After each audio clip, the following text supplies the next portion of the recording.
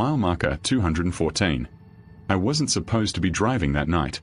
The snowstorm warnings had been repeating across every local station in western Pennsylvania, but when my brother called saying our mom had been taken to the hospital, I didn't hesitate. I threw on my jacket, grabbed my keys, and left Columbus just after midnight. Interstate 70 was almost empty. No truck traffic. No late-night travelers. Just my headlights slicing through an ocean of black forest. That's when I noticed something strange. There were no taillights ahead of me, and none behind me.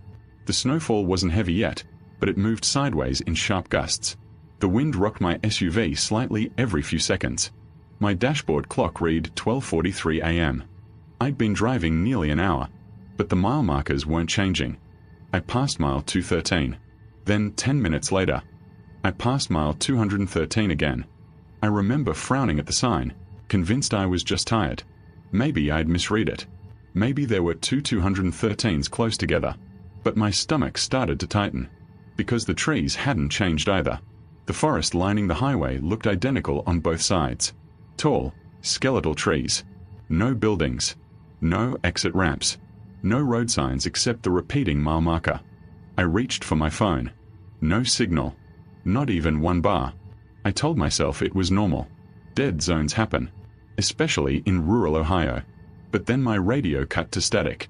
Not normal static. It sounded like whispering. At first, I thought it was interference from the storm. But the whispers started forming patterns. Like broken words. Turn, around. I froze. The volume knob was turned all the way down. Yet I could still hear it. Soft. Right near my ear. I slammed the radio off completely. Silence. Just wind and tires against wet pavement. Then my headlights flickered. Not fully off. Just a blink. Like something had passed in front of them. I slowed down instinctively. That's when I saw it. Far ahead. Standing in the middle of the highway. A figure. Perfectly still. I hit the brakes immediately. My heart was pounding so hard I could hear it over the engine. The figure didn't move. Didn't wave. Didn't step aside. It just stood there. Arms hanging loosely at its sides. Head tilted slightly downward. I flashed my high beams. The light hit it directly. And I wish it hadn't. Because it wasn't wearing winter clothes. It was barefoot. In the snow. Wearing what looked like a hospital gown. Thin. White. Flapping lightly in the wind. My first thought was crash victim. Someone must have wandered onto the road. I reached for the door handle. Then it slowly lifted its head.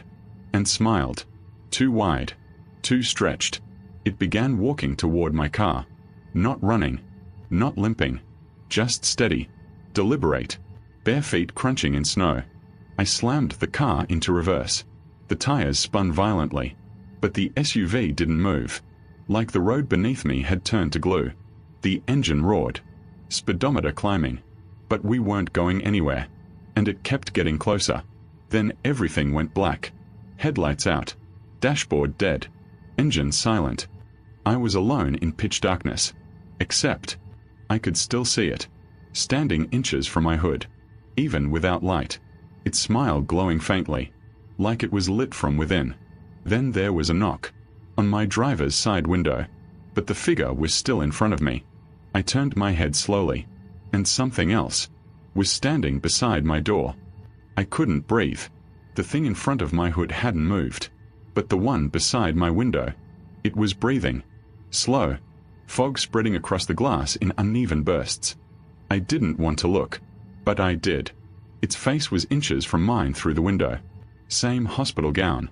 Same stretched smile. Same hollow eyes. Except this one's head was tilted the opposite direction. Like a mirror reflection gone wrong. My brain tried to make sense of it. Two of them. Impossible. I forced myself to look back at the road. The first one was still there. Standing in front of the car. Smiling. Then both of them slowly raised one hand. At the exact same time. And pointed behind me. I didn't want to turn around. Every horror instinct screamed not to. But I did. Slowly. My hands shaking on the steering wheel. I checked the rearview mirror. And my stomach dropped. There were dozens of them. Standing across the highway behind my SUV. Blocking both lanes. All barefoot. All wearing hospital gowns. All smiling. They weren't there before. I would have seen them. There was nowhere they could have come from. The snowstorm hadn't left footprints. No tire tracks. Just them. Perfectly still. Watching. Then, at once, every single head tilted. Same direction. Same angle. Like synchronized mannequins. The one at my window began tapping. Not knocking. Tapping. 3 slow taps. Pause. 3 taps again. I realized something. It wasn't random. It was rhythm. Like it was trying to get me to follow along. 3 taps. Pause. 3 taps. Then the one in front of my hood copied it. Tapping against the metal. In sync. My headlights suddenly flickered back on. The engine roared to life. Without me touching anything. The figures didn't flinch. Didn't move. But their smiles widened. Too wide. Skin stretching unnaturally. Then every single one of them opened their mouths. And screamed. But there was no sound. Just silence. Total silence. Even the wind had stopped. The snow froze midair.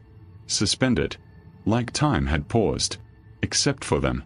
They began walking forward. All of them. At the exact same pace. Slow. Deliberate. I slammed my foot on the gas. This time, the SUV moved.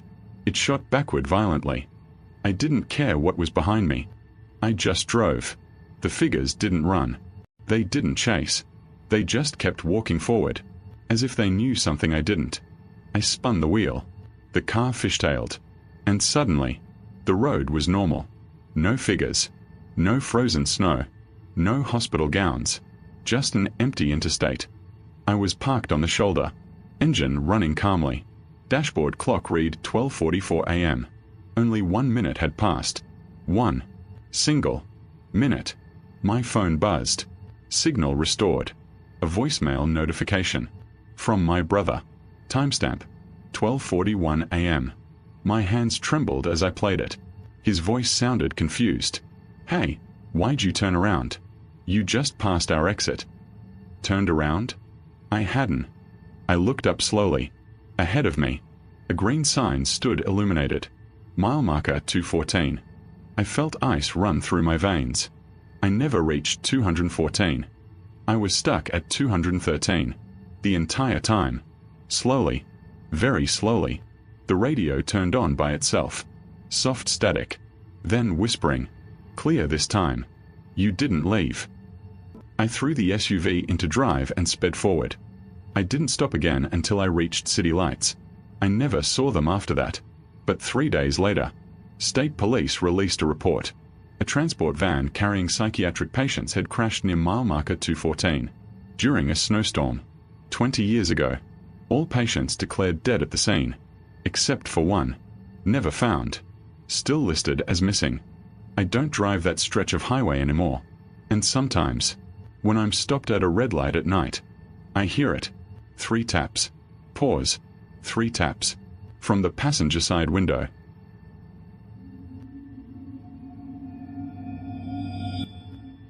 The shoulder at exit 39. I've been driving freight for 16 years. You see strange things on overnight hauls, broken down cars, people walking in places they shouldn't be, animals in the road. But what happened outside Knoxville, Tennessee? That's the only run I ever refused to finish. It was 2:17 a.m. when I passed exit 39 on I-75. Light rain. Thin fog. Road mostly empty except for the occasional semi. Dispatch had me hauling refrigerated medical supplies southbound. Nothing unusual. Until I saw the hazard lights. There was a sedan pulled onto the shoulder just past the exit ramp. Driver's door open. Interior light on. No movement. I slowed down. Could have kept going. Most truckers do. But something about the way the car was positioned felt wrong. It wasn't angled like a breakdown. It was straight. Perfectly parallel to the road.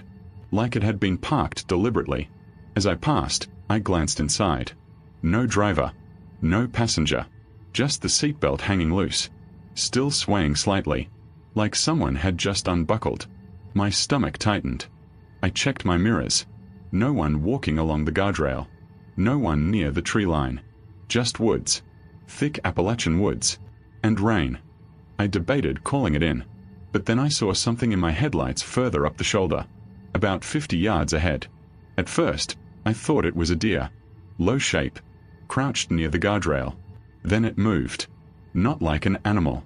More controlled. Slower. Intentional. It stood up. It was a man. Shirtless. Barefoot. Soaked in rain. His back was to me. And he was holding something. Long. Dark. Dragging it along the pavement. I slowed even more. My instincts told me to keep rolling. But he turned around. And looked directly at my cab. The object hit the reflective lane marker. Metallic sound. Clang. That's when I realized what he was dragging. It was a tire iron. His face. There was blood running from his hairline down across one eye. Not dripping. Flowing. Like it hadn't clotted. He didn't wave for help. Didn't signal distress. He just stared. And then he started walking toward my truck. I locked my doors out of reflex. My heart was pounding so loud I could hear it over the diesel engine. He stepped into the lane. Directly in front of my truck. I hit the air horn. Long blast.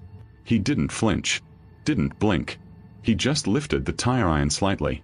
Like he was measuring distance. I couldn't stop in time without jackknifing. 40,000 pounds behind me. Wet road. Limited shoulder. I swerved left just enough to avoid hitting him. The trailer fishtailed. For half a second, I thought I was going over. But I corrected. Barely. When I checked my side mirror, he was gone. Completely gone. No body. No figure running. Nothing.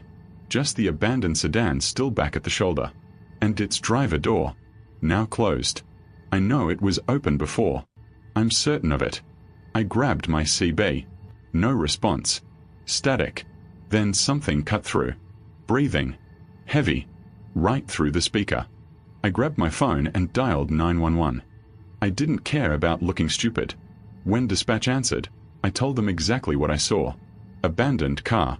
Injured man with weapon. Location. I-75 southbound, just past exit 39. The operator went quiet for a moment. Then she asked, "Sir, are you still near the vehicle?" I said no. I was at least half a mile past it now. That's when her voice changed. She said, "Sir, we already have units on scene at exit 39. My blood ran cold. I asked how. She said they received multiple 911 calls about a violent assault. 20 minutes ago. Time didn't make sense. I had just seen the man. Seconds earlier. Then she said something I'll never forget. Caller description matches a suspect who was shot by responding officers. Shot.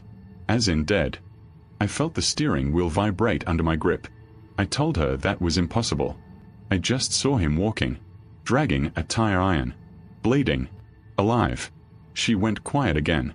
Then asked me to stay on the line. In my rearview mirror, I saw flashing lights. Red and blue. But not behind the abandoned car. Behind me. Catching up fast. And I swear, for one split second, in between those flashing lights, I saw him again. Standing in the middle of the highway. Watching my truck. The patrol units caught up to me 2 miles south of exit 39. Lights flashing. Sirens short bursts. I eased the rig onto the shoulder.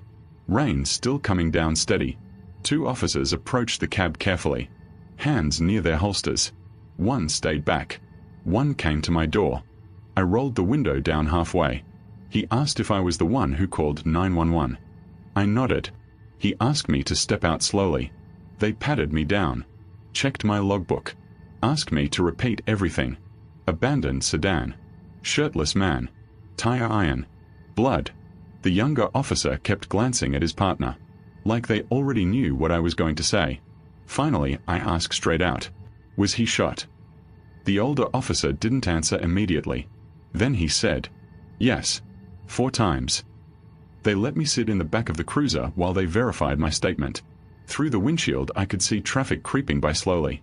Then another unit drove past us heading north. Back toward exit 39. One of the officers' radios crackled. Unit 3, confirms secondary scene secure." Secondary scene? My stomach tightened. 10 minutes later they drove me back toward the exit. Said they needed me to confirm something. As we approached the shoulder, I saw the sedan again. Driver's door open. Interior light glowing. Just like before. But now there were 3 cruisers around it. and crime scene tape fluttering in the rain. They didn't let me get too close, but I saw enough. There was blood on the inside of the driver's door, heavy spray across the window, more on the pavement near the guardrail, and further down the shoulder. A body, covered, white sheets soaked pink from rain, boots sticking out underneath, bare feet. I swallowed hard. "That's him," I said. The older officer shook his head slowly. "No," he replied. "That's the driver." My brain stalled. He pulled out his phone, showed me a Bodycam still from earlier that night. Timestamp, 1:52 a.m. An officer shouting commands. Flashlight beam shaking. A shirtless man standing near the trees, holding a tire iron. In the footage, the man charged. Officers fired. He dropped instantly. Time of death declared at 1:54 a.m. I checked my dash clock memory in my head. I didn't see him until 2:17 a.m. 23 minutes later. Walking, staring, dragging metal on asphalt. The officer zoomed into the still image. "Look closer," he said. I leaned forward. The suspect's chest was visible. 4 bullet wounds. But in the Bodycam photo, there was something else. Behind him, in the trees, another figure, barely visible, watching. The officer zoomed further. Grainy, distorted, but clear enough. The second figure was barefoot, wearing dark clothing, holding something long. A second tire iron. My mouth went dry. There were 2 of them. I asked. The officer nodded. "We only found one body." They searched the woods for hours. K9 units. Drones. Nothing. No footprints beyond the first suspect. No blood trail. No sign of a second man. Official report listed it as a single suspect assault. Case closed. But here's the part that still wakes me up. Before they released me, one of the deputies walked me back to my truck. Rain had stopped by then. Sky turning gray. As I climbed into the cab, I noticed something on the passenger side step. Mud. Fresh. Bare footprints. Leading up to my door. I hadn't opened that side. Hadn't stopped anywhere else. The deputy stared at them. Didn't say a word. Just looked toward the tree line. Long and slow. Then he quietly said, "You didn't swerve to avoid him." I frowned. "Yes, I did." He shook his head.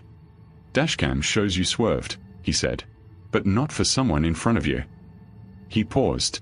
"You swerved because someone was climbing onto your passenger side." My chest tightened. The mud prints. The breathing over the CB. The empty shoulder. I drove away at sunrise. Didn't finish the route. Didn't take that corridor again. 3 months later, another trucker reported something at exit 39. Abandoned car. Driver's door open. Interior light on. And a shirtless man near the guardrail, dragging metal across wet pavement. Police arrived within 6 minutes. Found nothing, except fresh barefoot prints. On the shoulder. Facing the highway.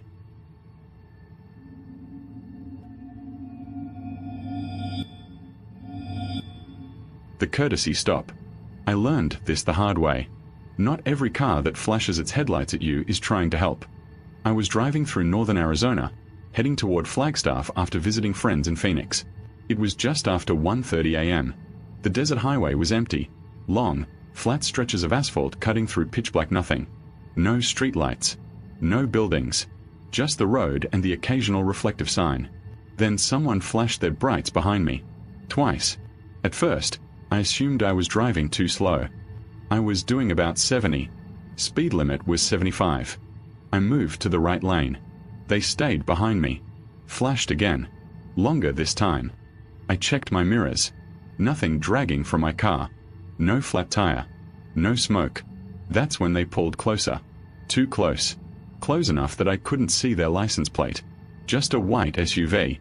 I sped up slightly. They matched me. I slowed down. They slowed too.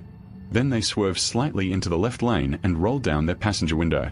A man leaned halfway out, waving both arms, pointing toward the back of my car. He mouthed something. "Something's wrong." I couldn't hear him through the glass, but he looked urgent, panicked, like I was in danger. And that's how they get you. They make you believe something's wrong. Your tire, your trunk, your bumper. Your brain fills in the blanks. I almost pulled over. Almost. But something felt off. The man wasn't looking at my car. He kept glancing ahead, scanning the road, like he was checking for someone else.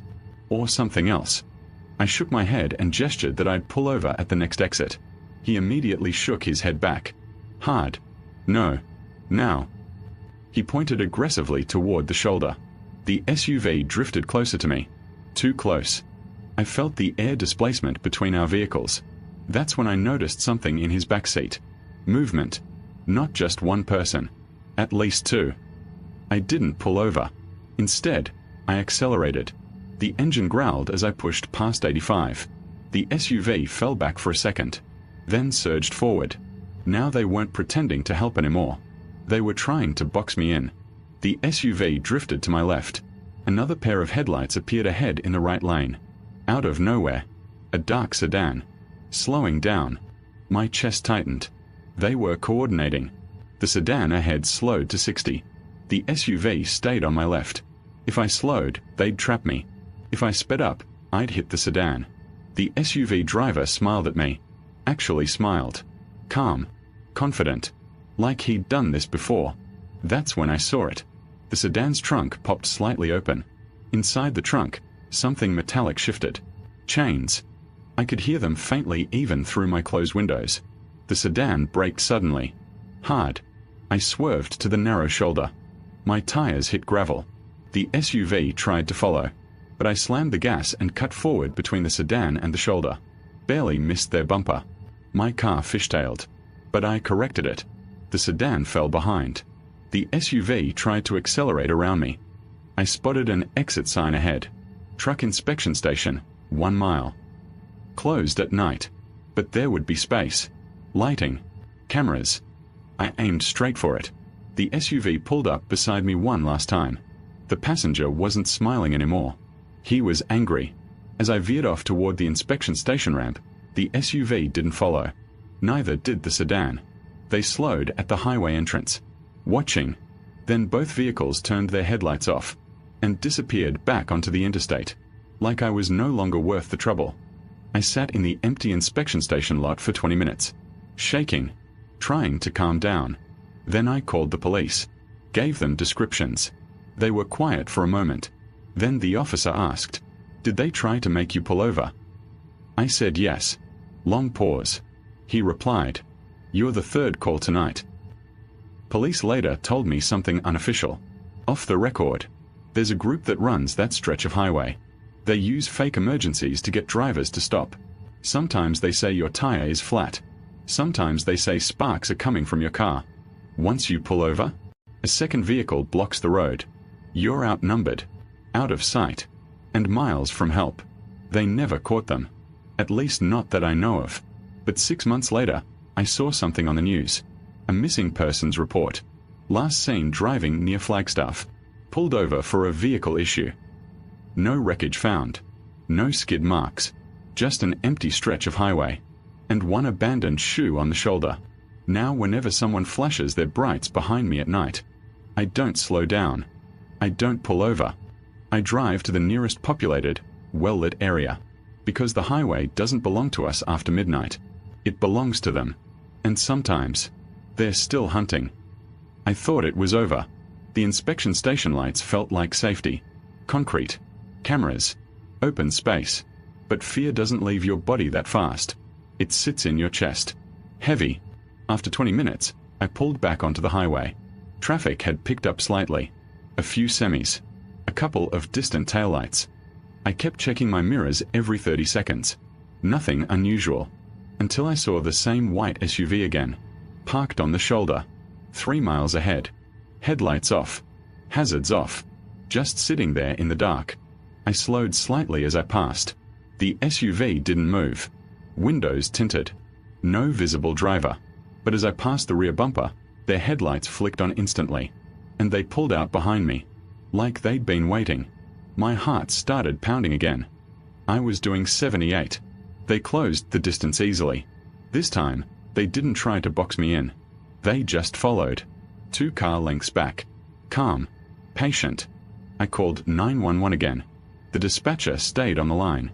told me to keep driving, to not stop under any circumstances. Then she asked, "Do you see any other vehicles around you?" I checked. Just one semi-truck about half a mile ahead. The dispatcher told me something strange. "Try to position yourself near that semi." I didn't question it. I sped up and merged behind the truck. The SUV immediately changed lanes, trying to get beside me, but the semi drifted slightly left, blocking them. Not aggressively, just enough. The SUV dropped back, then tried again. The semi adjusted again, like they understood. That's when I saw it, painted faintly on the back of the semi's trailer. Highway Watch Volunteer. I didn't even know that was a thing.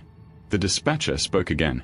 "We've had reports of coordinated highway targeting in that area." Coordinated. Plural. The SUV wasn't alone. Then headlights appeared ahead. The same dark sedan, merging from an on-ramp. My stomach dropped. They'd regrouped. The sedan slowed slightly in front of the semi. The SUV drifted right, trying to break the truck's shield. The semi suddenly flashed its hazard lights. Bright. Repeatedly. The dispatcher's voice sharpened. "Stay behind the truck. Do not separate." The sedan ahead braked suddenly. Harder this time. But the semi didn't panic. It slowed gradually. Controlled. Blocking the trap. That's when I heard sirens. Faint at first. Then louder. Red and blue lights appeared far behind us. The SUV reacted immediately. It sped up violently, cutting across lanes, trying to escape. The sedan ahead accelerated too, but patrol cars were already entering from another ramp, boxing them in. This time, they were the ones trapped. The SUV tried to exit at the next ramp. Too late. One cruiser cut them off. Another blocked the sedan. Traffic slowed. Everything turned into flashing lights and chaos. I pulled over behind the semi, shaking. The truck driver stepped out briefly, raised one hand toward me. A silent "You're okay." Later, an officer came to my window, confirmed it was the same vehicles from earlier reports. Inside the SUV, 3 men. Inside the sedan, restraints, duct tape, zip ties, blankets, and something worse, a police scanner. They'd been listening for patrol movement, hunting gaps. One officer told me something I'll never forget. They don't look for weak drivers. They look for polite ones. People who respond to flashing lights. People who don't want to be rude. People who pull over to check if something's wrong. Courtesy becomes vulnerability, and vulnerability becomes opportunity. I gave my statement. Drove home at sunrise, hands still trembling on the steering wheel. Every set of headlights behind me felt different after that. More threatening. More calculated. I don't ignore people who need help, but I never stop on an empty highway anymore. If someone waves me down, they can follow me to a police station or a crowded exit, because now I know something most drivers don't. The highway isn't empty at night. It's active, and somewhere out there are others like them. Different cars, different tactics, same hunting ground, same patience, waiting for someone decent enough to stop. If this story made you think twice about driving at night, hit like so more people see it. Subscribe now, because story 3 is darker. And next time, there might not be a semi-truck to save them. Turn on notifications. The highway is still active.